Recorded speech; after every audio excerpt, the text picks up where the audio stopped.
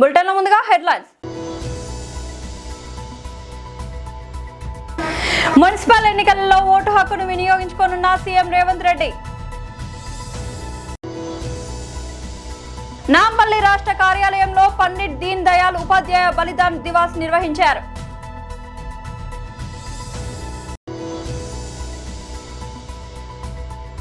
Municipal పోరులో పలు చోట్ల ఉద్రిక్తతలు.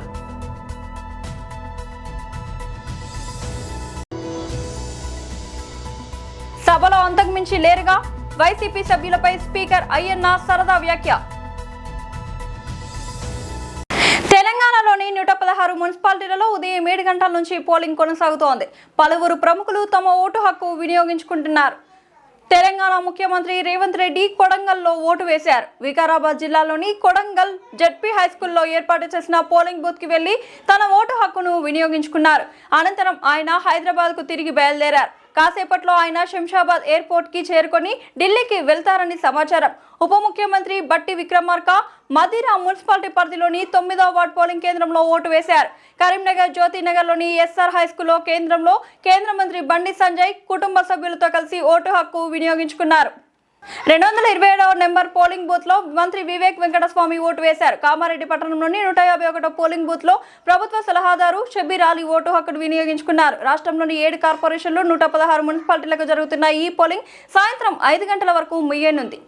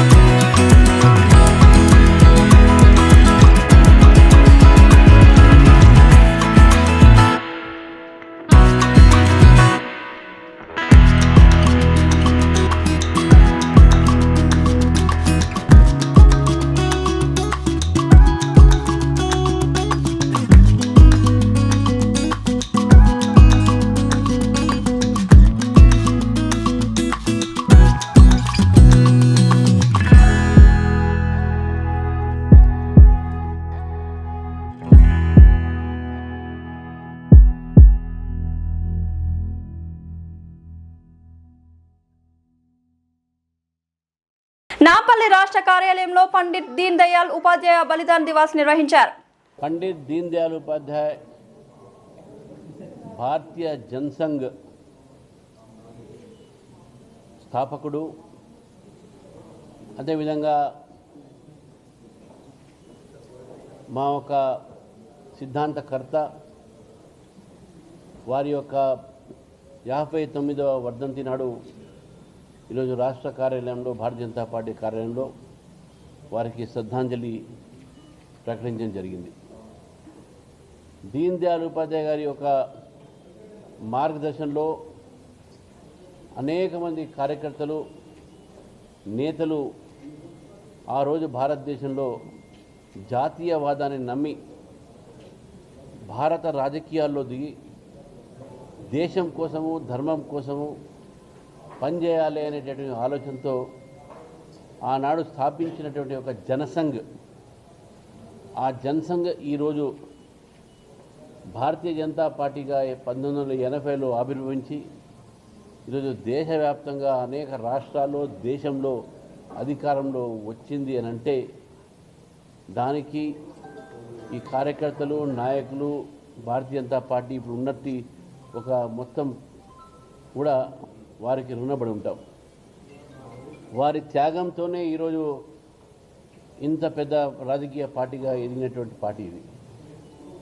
ఇదే రోజు అసన్సోల్లో వారు ట్రైన్లో వారు ఎప్పుడు కూడా 3rd క్లాస్ సబ్ కంపార్ట్మెంట్లో ట్రావెల్ చేసేవారు. చాలా సాధారణమైనటువంటి జీవితం. వారే బట్టలు ఉతుక్కొని కుర్తా పైజామా వేసుకొని సొంత పెట్టె పెట్టుకొని మొత్తం 3rd క్లాస్లో తిరిగేవారు. మరి అటువంటి ఒక సాధారణమైనటువంటి ఒక జీవితం, ఒక నిరాడంబరమైన జీవితం వారు జీవించి రాజకీయాల్లో ఒక రాజకీయ నేత ఈ విధంగా ఉండాలి అనేటువంటి ఒక ఆ వరవరడి వారు మొదలుపెట్టిన విషయాన్ని మనం గుర్తుపెట్టాలి. కానీ ఈరోజు మనం చూస్తూ ఉన్నాం, రాజకీయాలంటే పాంప్ అండ్ షో, రాజకీయాలంటే ఒక పెద్ద రాజకీయ నాయకుడుకు రకరకాలైనటువంటి ఒక హంగామాలు అవన్నీ ఆడంబరాలు ఉంటాయి. కానీ ఒక రాజకీయాల్లో సేవ కోసం రావాలి, సేవ చేయాలి అనే భావంతోనే రాజకీయాలు ఉండాలి. ఏదో డబ్బు ఉంది కదా మనం రాజకీయాలు రావచ్చు, ఆడంబరం రావచ్చు అనేటువంటి ఒక ఆలోచన వారికి లేదు.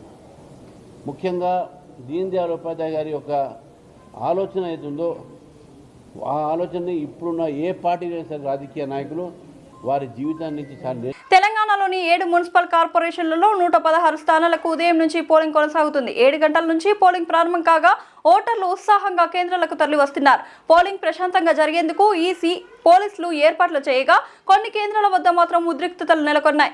మహబూబాబాద్, నిజామాబాద్, మెదక్, సంగారెడ్డి జిల్లాల్లో వివిధ పార్టీల కార్యకర్తల మధ్య ఘర్షణలు నెలకొన్నాయి.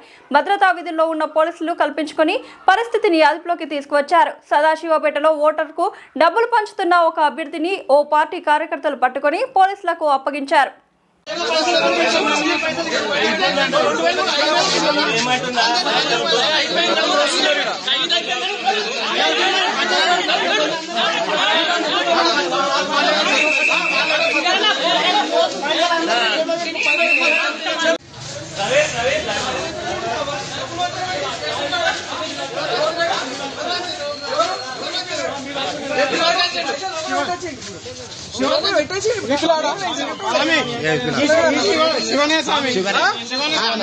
అవును డబ్బులు గూగుల్ పేలలో ఫోన్ పేలలో వేయలేదా? స్కానర్లో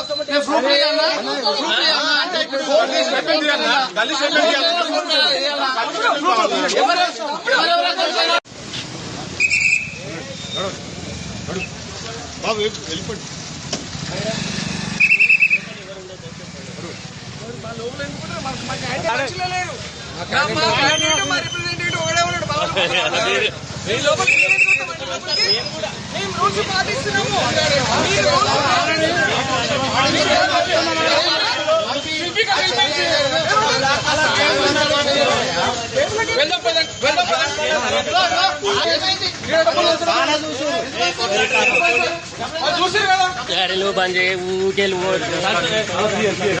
ఏపీ అసెంబ్లీ సమావేశాలు ప్రారంభమయ్యాయి. ఉభయ సభలకు ఉద్దేశించి గవర్నర్ అబ్దుల్ నజీర్ ప్రసంగిస్తున్నారు.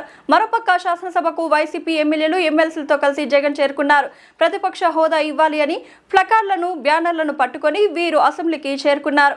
వైసీపీ సభ్యులంతా కూటమి ప్రభుత్వానికి వ్యతిరేకంగా నినాదాలు చేసుకుంటూ వచ్చారు. గేట్ నెంబర్ 4 నుంచి ప్రభుత్వానికి వ్యతిరేకంగా నినాదాలు చేసుకుంటూ వీరు సభలోకి వెళ్లారు. గవర్నర్ ప్రసంగిస్తున్న సమయంలో ఆయన ప్రసంగానికి పదే ఆటంకం కలిగిస్తూ వైసీపీ సభ్యులు నినాదాలు చేశారు. గవర్నర్ ప్రసంగాన్ని అడ్డుకునే ప్రయత్నం చేశారు. వైసీపీకి ప్రతిపక్ష హోదా ఇవ్వాలంటూ నినాదించారు. సూపర్ 6 హామీలను అమలు చేయాలని, నిరుద్యోగ భృతి ఇవ్వాలని డిమాండ్ చేశారు.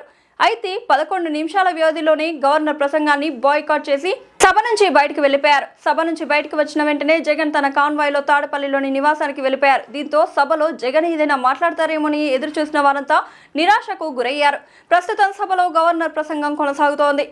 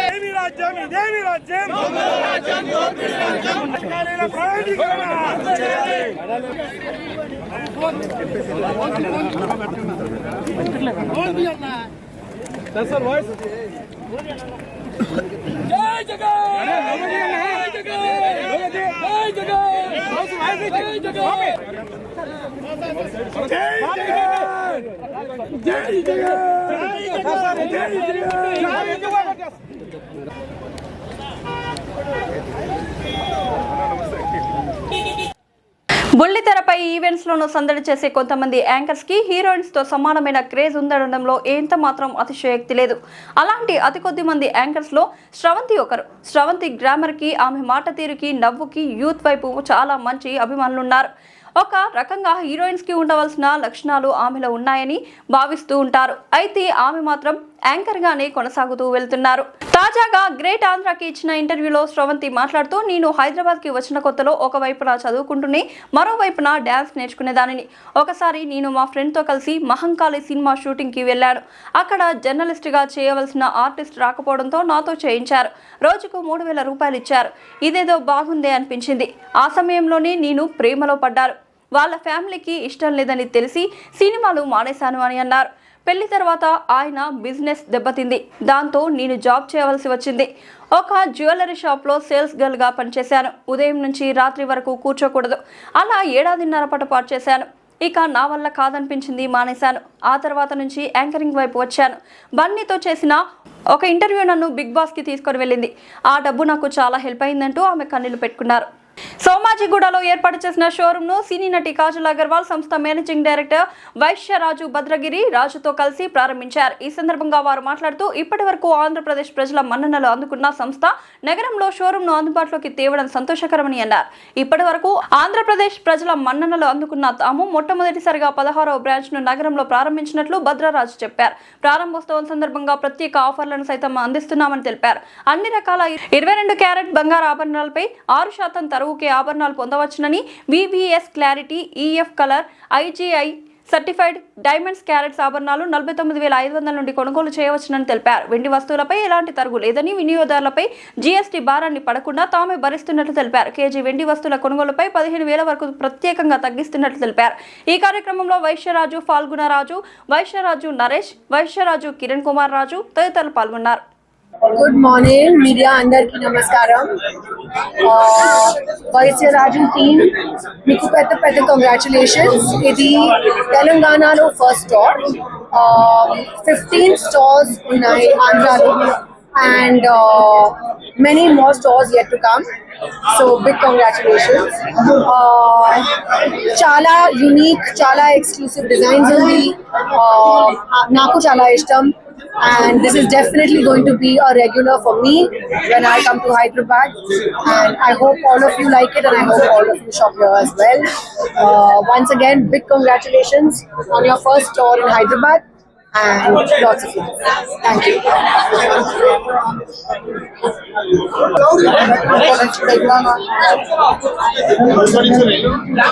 ప్లీజ్ ఓకే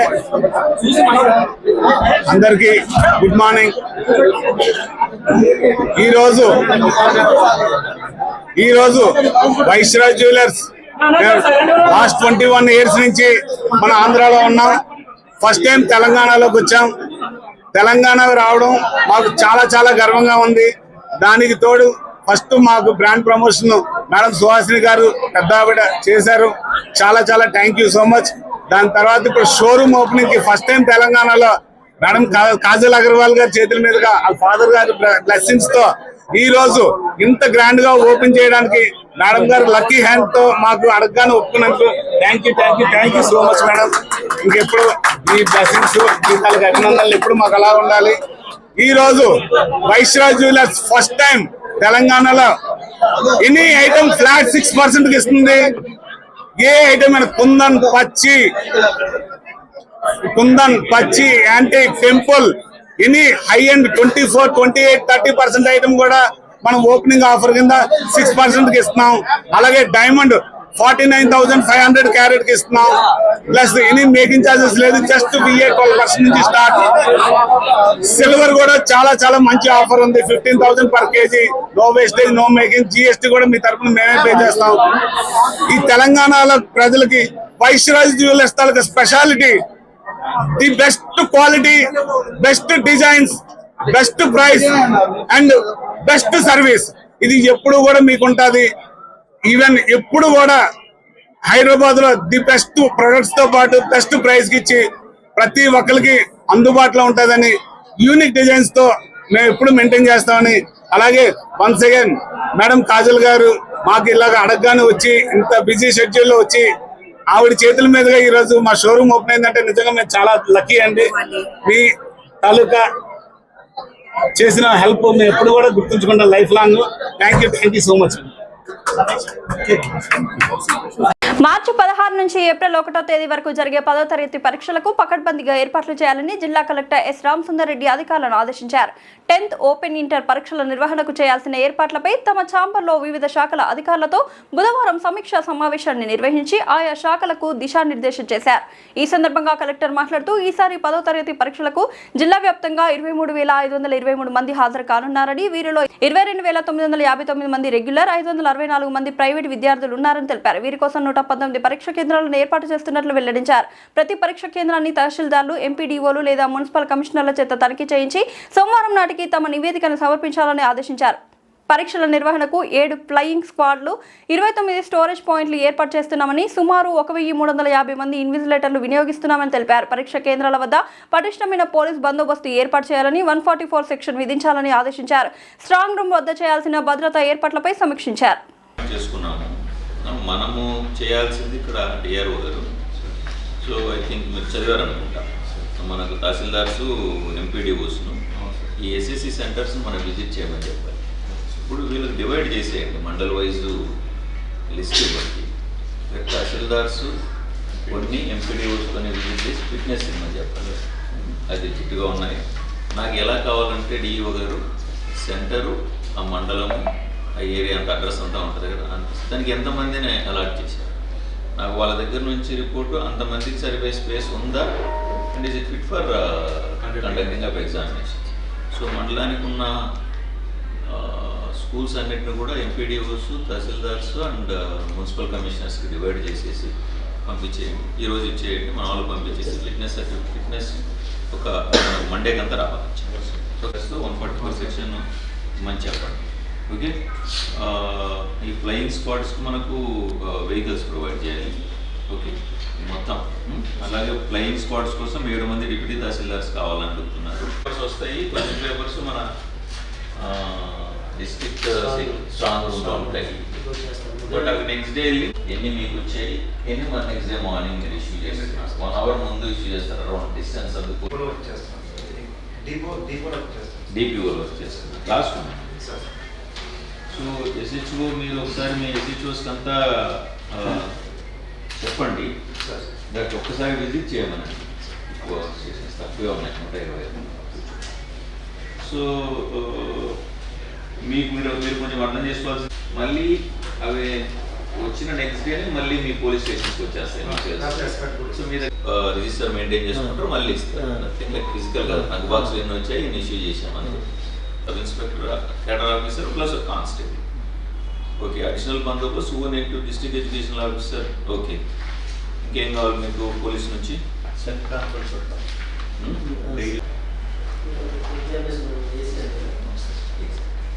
ఇంకేమైనా కావాలి పోలీస్ నుంచి? ఇంకేమైనా కావాలి? ఏమడిగామంటే మన స్ట్రాంగ్ రూమ్ దగ్గర సెక్యూరిటీ. బులెటిన్ ముగించే ముందు హెడ్లైన్స్ మరోసారి. మున్సిపల్ ఎన్నికలలో ఓటు హక్కును వినియోగించుకోనున్న సీఎం రేవంత్ రెడ్డి.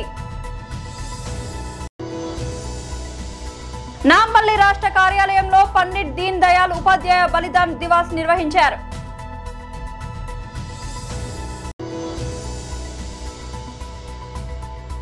మున్సిపల్ పోరులో పలు చోట్ల ఉద్రిక్తతలు.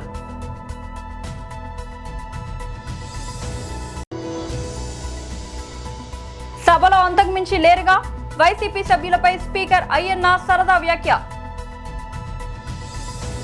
ఇది వాటి బులెటిన్ అప్డేట్. మరొక బులెటిన్ మళ్ళీ కలుద్దాం. అంతవరకు సెలవు.